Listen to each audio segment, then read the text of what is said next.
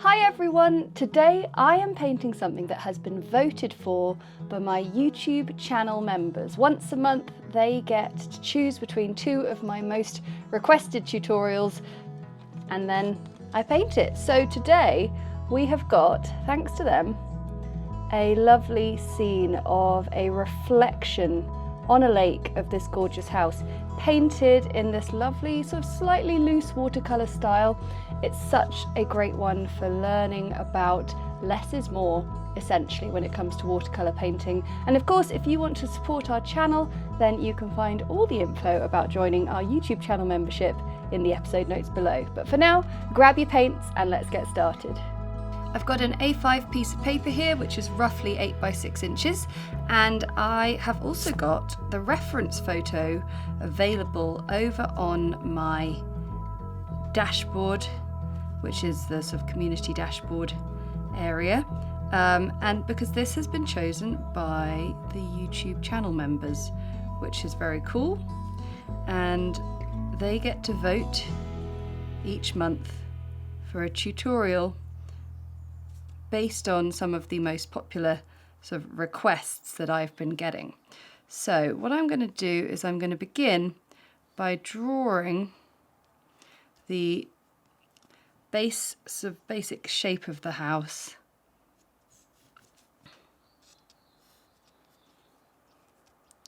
And it's one of those funny ones with like an extra bit of, it's like an L-shaped house, so I'm just making sure I've got the shape. And essentially what's going to happen is I'm going to be drawing this house and then kind of building up the colour around it, because the house is white and so we can leave this as unpainted space, essentially. There we go. That's looking okay in terms of a basic shape. We've got a chimney up on the roof as well. And then I'm going to do a very simple little surrounding of the, I've got a tree coming up over the top that brings us down to there, and then from there we've got our reflections. So what I can do is I can just mimic those lines, but of course we're not going to see all of the house, we're going to see parts of it.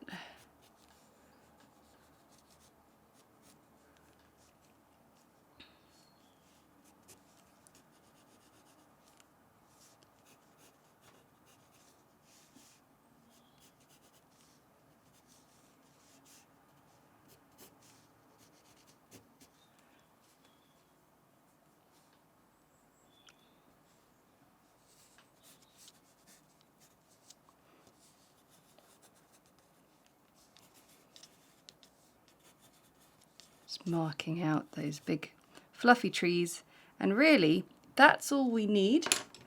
So we're going to lightly roll the eraser, just get rid of quite a lot of that pencil. Whoops. And then we can start painting. Now the reason I don't worry about drawing every single thing in is because I love to do my drawing, in inverted commas, with the paintbrush, and that means we're going to just build up colour around this house. So I've got cerulean blue and a little bit of Windsor blue, and I've got my size 8 brush,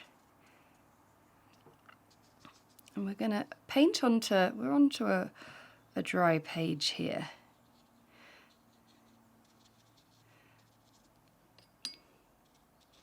But I can create some lovely fluffy clouds by just keeping my brush quite nimble.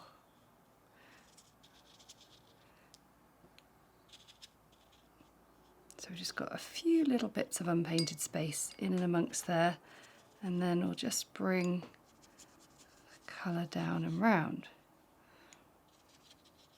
Now we do obviously have the water reflection. I'm going to leave that for the moment because I'm going to just focus on the areas in the distance. And of course my page is just, slowly drying as I talk to you. But I'm going to begin with some sort of muted, distant colours, which means they want to be a little bit sort of not as saturated as ones in the front. So I've got some Payne's grey to just dull down some of these warm tones. And they're also going to be quite faint, so I'm using them quite softly, and I can just really allow that wetness to come into play.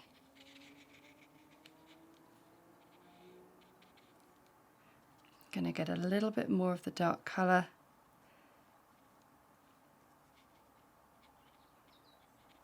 And just add a little bit more of the darkness to the lower levels there. And then I can see a lovely stretch of sort of some ochre kind of ground, so we'll place that in, and that's really nice. It's nice that it sort of bleeds up into there. I don't mind that at all. And I've got a little bit of burnt sienna, and I'm really happy with that.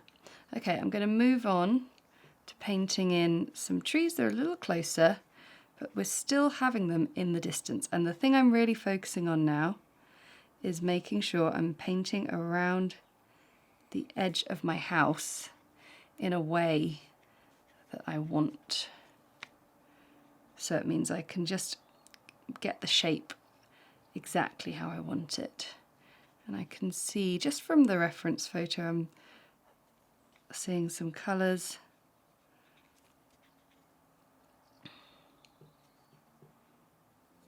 But the colours are really muted still.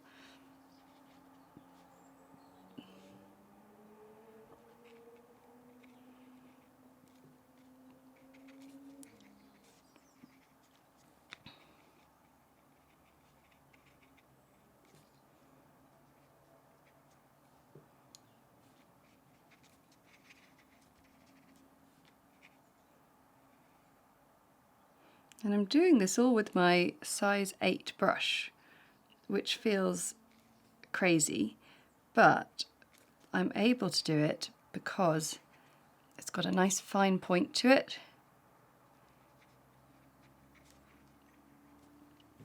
And I'm just using my colour really sparingly. Okay, so I'm just going to bring in a little bit more sort of darkness here to define a tree, just a tiny bit more, but it is still wet, so I've got to accept that I'm not going to get much definition just yet. This is what I love about tiny little bits of unpainted space though, is you can get just a tiny bit of crispness.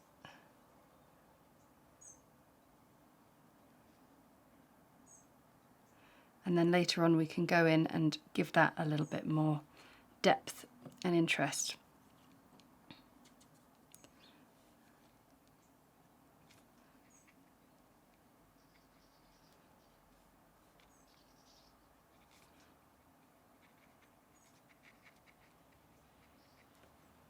Okay, we've got a lovely orangey tree coming up, but it's still not fully in the foreground, so we can't make it too bold and bright.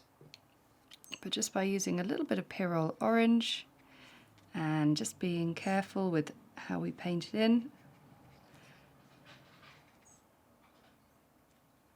we can get that looking really nice. Get a little shadow on it, and also be able to mark out the chimney.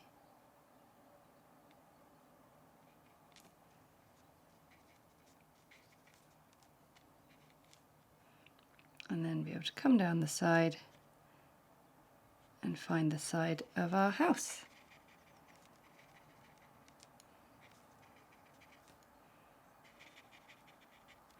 And by this point our tree is going to come in there, so it's a little bit closer than I painted it.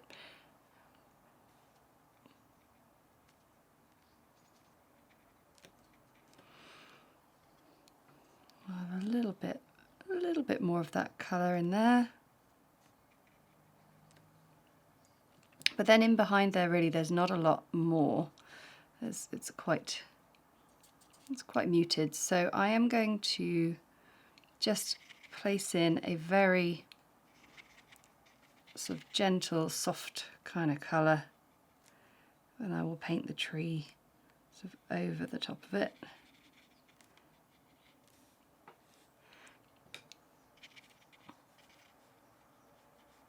But that's all we really need for that. And then I can come in down in here and start placing in some warmer colours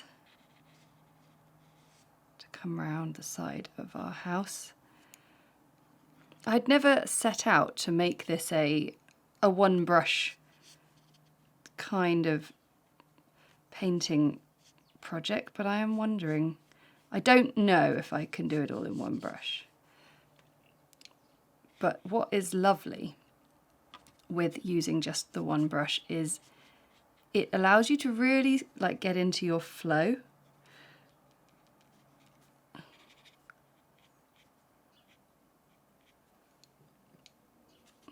Okay, it's a little less sort of orangey, and we're coming down now to the riverside.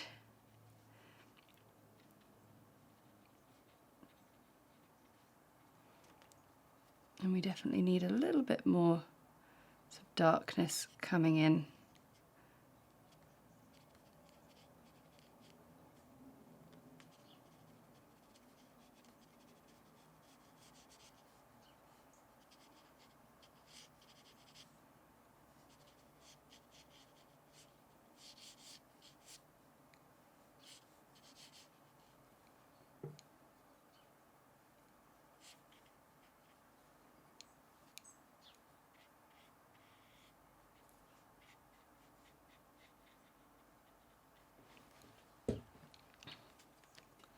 And this is the part where the reflection really is becoming something I need to think about.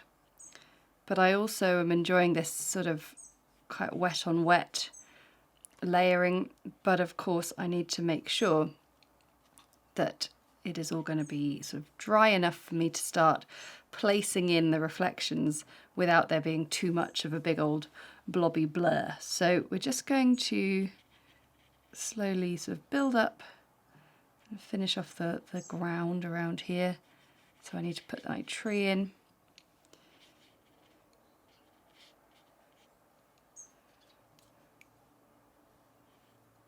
But definitely get that sense of everything coming down to the water.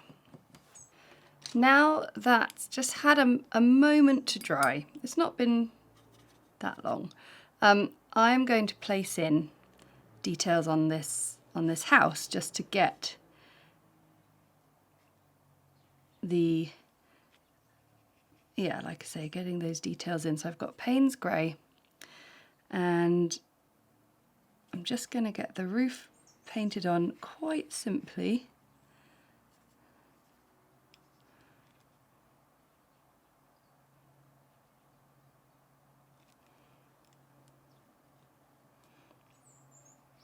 And I can see from the reference photo that this part of the roof is just that little bit darker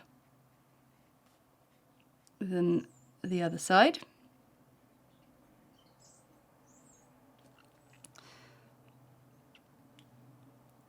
So I will just paint this side in a little bit lighter.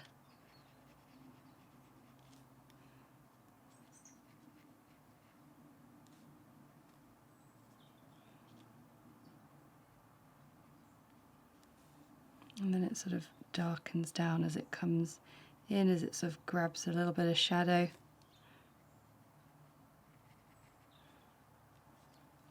And I do like that sort of just rather gentle use of watercolour bleeding and blending to give it just a little bit of character.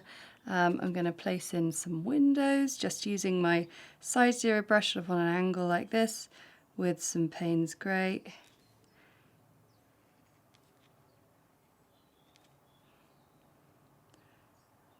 Tiny little bit of a window ledge.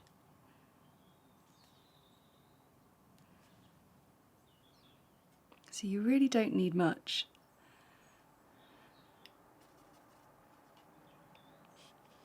And then we've got some windows coming off the side.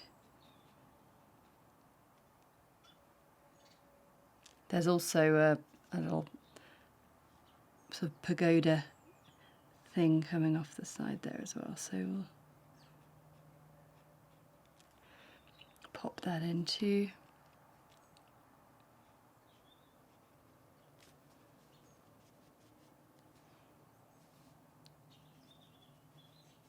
Some kind of steps up.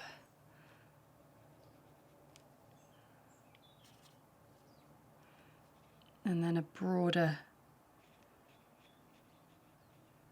window on this side as well.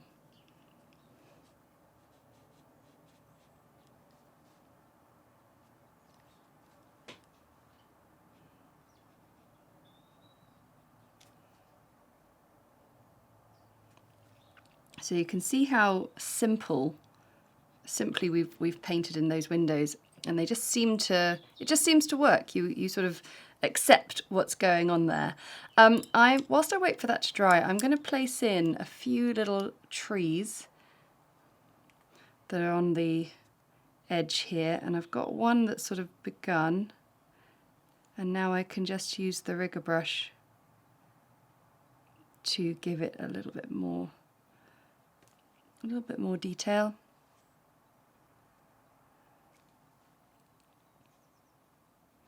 By the way, if this is the kind of tutorial that you like more of, essentially what we have is YouTube channel membership, which is a really nice little sort of gesture of support that you can give the channel, which is £2.99 a month, £2.99 a month, so obviously the equivalent in your local currency.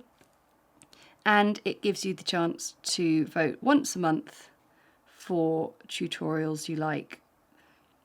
But then, if you sort of go, oh, that's nice, and you do get a few extra perks, you get lovely little exclusive tutorials of our mini flower tutorials that just pop up really quick as social media tutorials, where you get the longer form versions on the YouTube channel membership, and you get your very own little set of hand-painted emojis that I've created for the channel.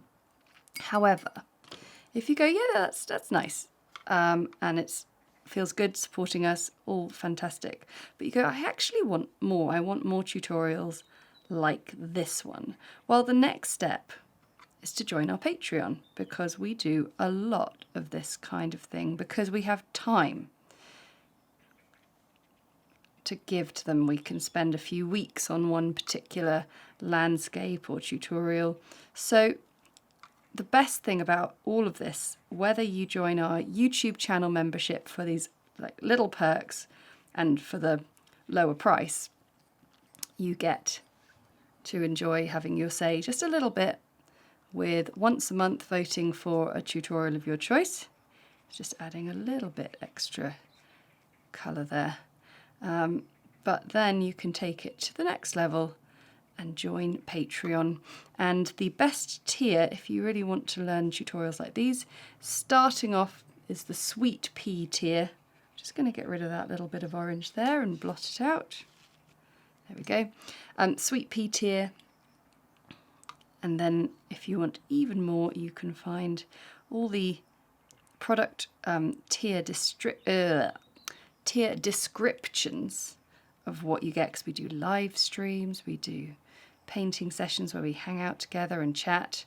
It's a real community. It's quite something. So there is plenty to get stuck into. Now it is time for back to school, September. All of us starting to think about what we might want to do for ourselves this autumn. Right, that has dried really nicely, and what I'm going to do now is put a little glaze of shadow over the top of some of the planes of the house. So I'm just getting a little bit of burnt sienna, Payne's grey, so I can see that this side is in shadow. I'm just going to very quickly paint that on.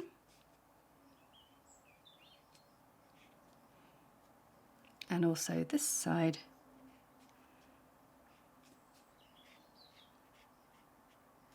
Which also means that quite a lot of that is in shadow as well. We've also got this sort of pagoda thing here, so I'm just going to place in a little bit of shadow, and then I'm going to paint on the little wooden structure, but I can also paint on our tree, which is just standing quietly on the edge here. I'm going to bring it up a little bit higher than how I drew it.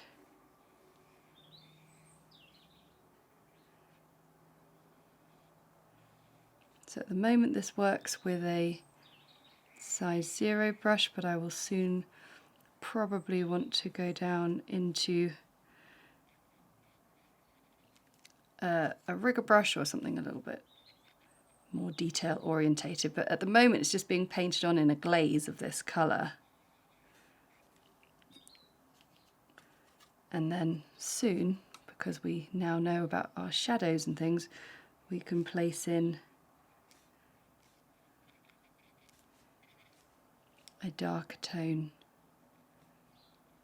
for it, and then we will be able to paint in our reflections. So I just built up that tree with the rigger brush in the same way we've been doing all the branches, and now I've got a little bit of brown, and I'm going to just come out like that with then now a bit of Payne's grey.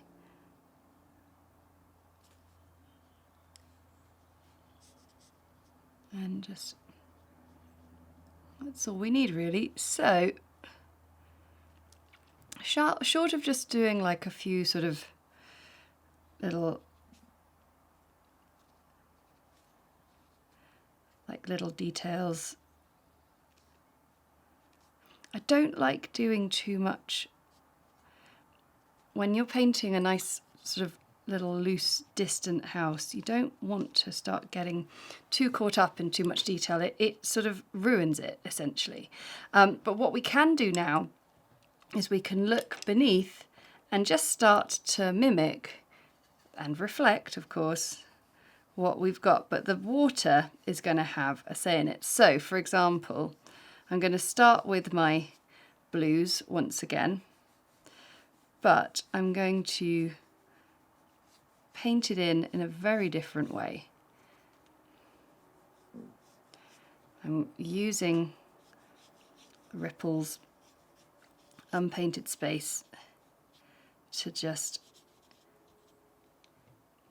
get in there like that, and then I'm actually going to go straight in for the trees sort of in behind the house and try and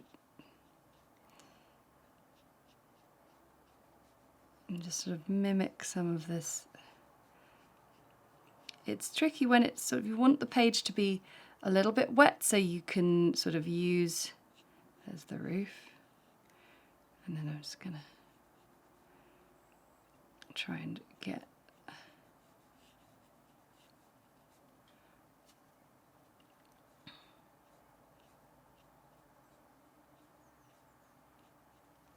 you want the page to be like the tiniest bit damp, just so you get a tiny bit of interest on it, but actually you still need a lot of control.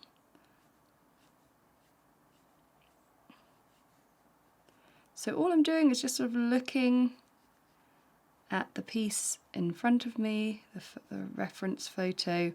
Obviously I've not got sort of all the grasses of coming down around here. Oh, bit of hair there.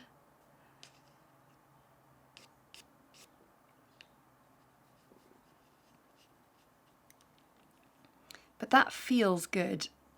That feels good, so it's not being scared to use quite a strong contrast. And then of course we have the shadow coming across, so I'm just going to get that in there. And then there is going to be a tiny bit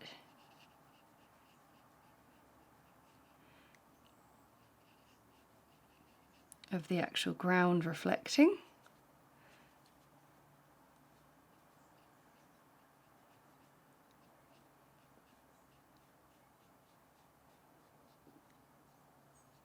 And if you want, you could sort of put in something on the top and reflect it underneath like that.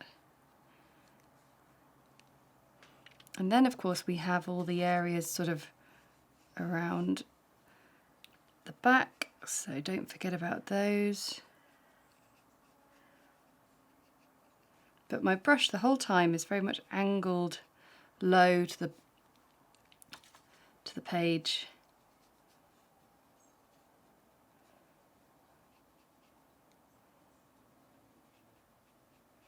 Trying to build up this little story in reflections.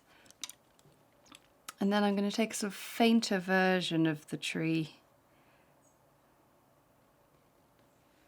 and just begin by placing it in. And the good news is I've got that nicely sort of wetted, and we've also got our trees up here as well. So I'm placing them in with a little bit of a scribble.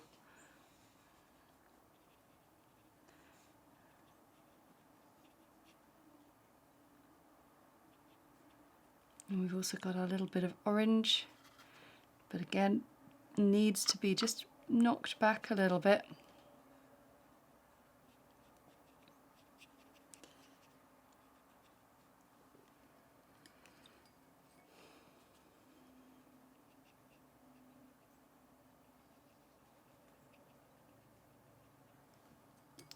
And then as the page slowly dries, I might just start to add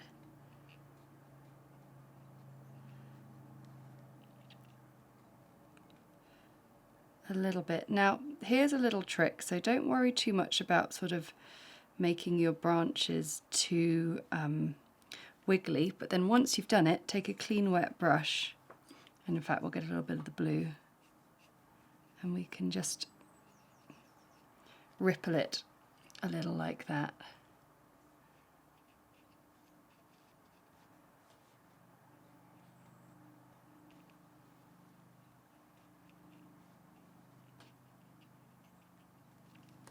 I'm also going to place in the windows, but just again placing them in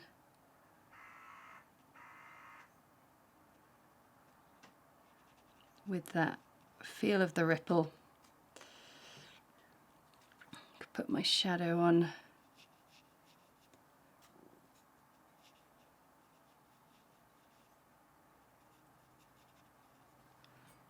And just keep building it up by constantly looking up and down. So I think this piece is really gorgeous, and it's pretty much done. The one thing I do think is good when you've especially got a piece with reflections in it is a few glazes, just to really play around with that sort of sense of the water ripples, just sort of going over the top of some of your bits. So I'm just using the sky colour and now the watercolour. It's just placing one or two of those, and also there might be a few things that you've not quite got sort of depicted, like our tree. Just going to get that up in there.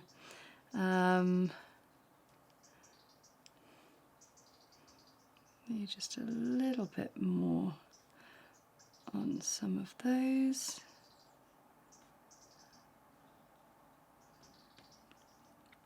And then I do like to just go and have a last little look back at the piece on top and see if there is any last little bit of detail I'd quite like to add to it.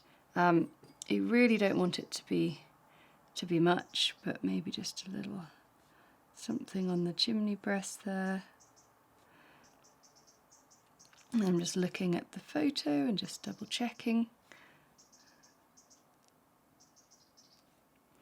But like I say, the beauty of pieces like this is usually what's left unpainted. You really don't want too much going there, but we'll just add that little bit of shadow for the tree. But there we have a lovely piece all about reflection in water. I've really enjoyed painting that. I hope you have too. Don't forget the reference photo is over on the dashboard, the comments dashboard on my homepage on YouTube.